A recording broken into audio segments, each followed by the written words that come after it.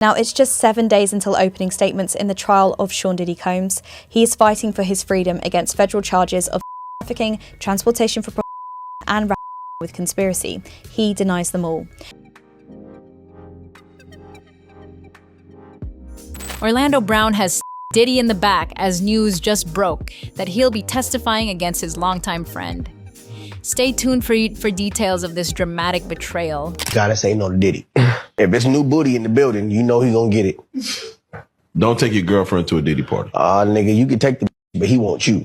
By accepting a federal subpoena to testify against Sean Diddy Combs, Brown has officially turned his back on the music mogul, a man he once called a friend and mentor. The courtroom drama unfolding around Diddy's alleged crimes has taken a sharp turn with Brown's cooperation, and the implications are staggering. Prosecutors are now armed with secret voice memos recorded by Brown during 3 separate weekends at properties tied to Diddy, memos that could provide a first-hand account of activities the government claims were part of a larger pattern of exploitation and coercion. Brown's recordings, made on a second phone he kept hidden and on airplane mode, are packed with metadata that aligns perfectly with wireless router logs and other digital evidence already in the hands of federal agents. This isn't just hearsay or speculation, it's time-stamped, technical proof that places Brown in restricted areas of Diddy's estates at the exact moments he described. Earl, baby. You know what I'm saying? We trying to do some real shit out here. You know what I mean? I got in my Diddy mode. I'm sorry, I started licking my lip. You know what I'm saying? You know what I mean? Yo, Diddy, you gave me the ooshka skooshmash. You gave me the ooshka smoosh. The smooshmash. Diddy. You know what I mean? You gave me the ooshka smoosh. I love it, yo. I love it. You gave me the Ushkash Mouage. The voice memos are said to capture everything from late-night staff movements to cryptic radio chatter, including the phrase "heartbeat reset," which prosecutors allege was code for doors cycling and cameras being dimmed, a deliberate attempt to obscure activities from surveillance. Brown's legal team has emphasized that these recordings were made in real time, with no edits or alterations, and forensic experts have confirmed their authenticity. The defense, however, is scrambling to discredit Brown, painting him as an unreliable witness with a history of erratic behavior and legal troubles. They've pointed to his past media interviews, where his accounts of events were inconsistent, and suggested he's only cooperating to secure leniency in an unrelated Nevada firearm case. But Brown isn't backing down. His cooperation agreement with the government requires him to tell the truth, the whole truth, or risk losing any chance at a reduced sentence. This isn't a game for him, it's a high-stakes gamble where the consequences of lying are severe. The trial has already sent shockwaves through the entertainment industry, with talent agencies and private insurers scrambling to update their safety protocols. Lawmakers are even drafting new legislation, the Creative Industry Guest Safety Act, inspired in part by Brown's bravery in coming forward. The case has drawn comparisons to the Epstein scandal, with whispers of celebrity tapes and powerful figures operating above the law, but this isn't just about salacious headlines. It's about whether Diddy, a man who built an empire on his charm and influence, used that same power to manipulate and control those around him. Prosecutors are methodically piecing together a narrative backed by digital evidence. Router logs, smart lighting records, and supply ledgers, all of which seem to corroborate Brown's claims. The defense, meanwhile, insists it's all a misunderstanding, that the so-called heartbeat references are just internal jargon for routine estate operations. As the trial progresses, the spotlight will remain firmly on Orlando Brown. His testimony could be the linchpin that either secures a conviction or exposes cracks in the prosecution's case. But one thing is clear: by stepping into that courtroom and swearing to tell the truth, Brown has made a choice that will define his legacy. He's no longer the wild child of social media fame. He's a key witness in a case that could bring down one of the most powerful figures in music. And for Diddy, the stakes couldn't be higher. With Brown's voice memos playing in court and federal agents dissecting every digital breadcrumb, the hazy world of VIP parties and behind-the-scenes power plays is being dragged into the light. The question now is whether a jury will see Brown as a credible whistleblower or a desperate man trying to save himself. Either way, the fallout from his decision to turn on Diddy will reverberate far beyond the courtroom. The prosecution's strategy is clear. They want to show that Brown's recordings aren't just random musings, but a meticulous documentation of a system designed to hide illicit activities. They've lined up experts to testify about the metadata, the sync between the audio and the estate's digital logs, and the eerie consistency of the heartbeat references. The defense, on the other hand, is banking on the jury's skepticism. They'll argue that Brown's past makes him untrustworthy, that the recordings could have been staged, and that the prosecution is overreaching by turning mundane estate operations into something sinister. It's a battle of narratives, and Brown is caught in the middle. After rejecting a plea deal, the stakes are even higher for Sean Diddy Combs as his criminal trial begins.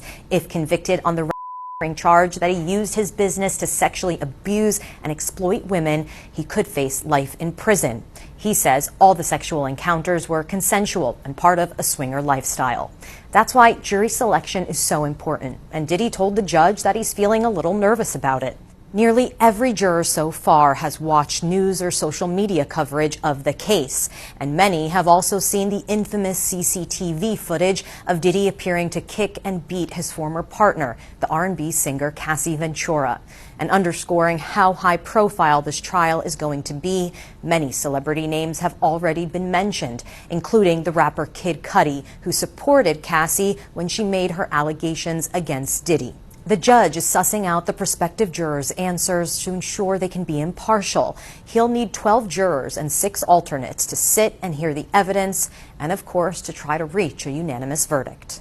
What makes this case so compelling is the sheer volume of evidence, both digital and testimonial, that the prosecution has assembled. From the moment Brown's subpoena was confirmed, the trial shifted into high gear, with forensic experts dissecting his phone's data and building automation engineers testifying about manual overrides in the estate's lighting system. The prosecution's ability to overlay Brown's voice memos with these technical records creates a powerful visual for the jury, one that suggests a coordinated effort to conceal activities.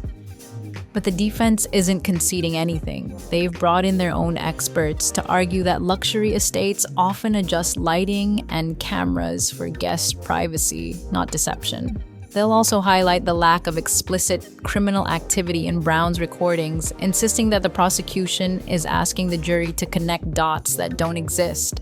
As the trial moves forward, the tension in the courtroom is palpable. Brown's testimony is expected to be explosive, and the defense will undoubtedly go on the attack during cross-examination. They'll dig into his motives, his past, and any inconsistencies in his story. But if Brown holds up under pressure, his words could be the final piece of the puzzle for the prosecution. For Diddy, the risk is immense. A conviction could mean decades in prison, and the public perception of his legacy is already shifting. The man who once seemed untouchable is now fighting for his freedom, and the person who may hold the key to his fate is Orlando Brown, a former friend who's now his most dangerous adversary. The trial isn't just about Diddy or Brown, it's about accountability in an industry where power often goes unchecked. Brown's decision to cooperate with the government sends a message that no one is above the law, no matter how influential. But it also raises questions about loyalty, betrayal, and the lengths people will go to protect themselves. As the case unfolds, the world will be watching to see whether justice is served or whether Diddy's empire can withstand the storm.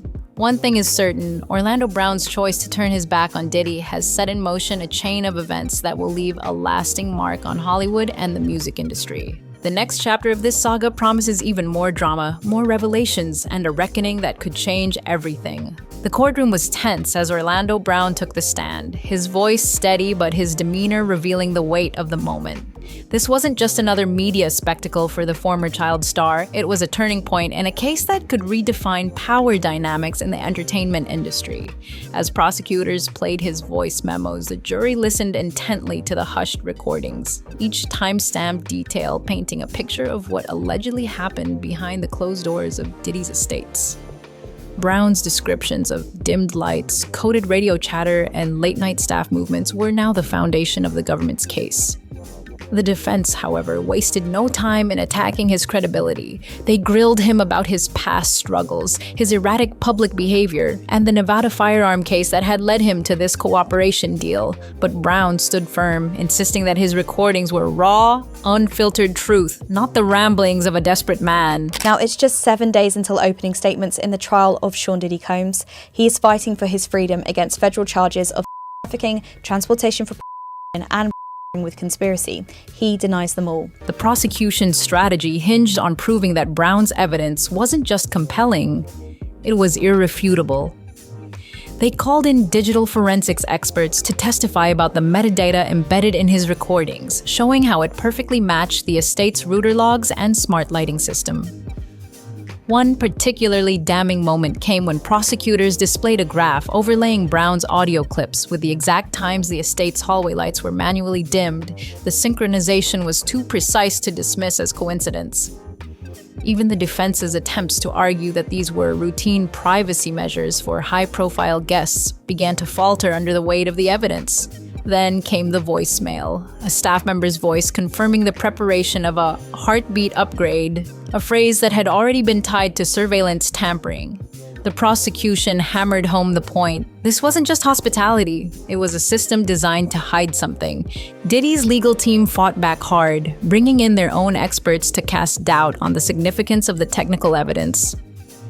A hospitality consultant testified that luxury estates often adjust lighting and camera settings to protect VIP privacy, while an automation systems executive argued that manual overrides were common for events.